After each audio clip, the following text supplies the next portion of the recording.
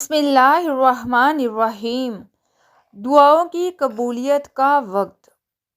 جو شخص رات کو اچانک بیدار ہو تو وہ یہ تسبیح ضرور پڑھے: لا الہ الا اللہ وحدہ لا شریک لہ لہ الملک ولہ الحمد وہو علی کل شیء قدیر، سبحان اللہ والحمد للہ ولا الہ الا اللہ واللہ اکبر ولا حول ولا قوۃ الا باللہ۔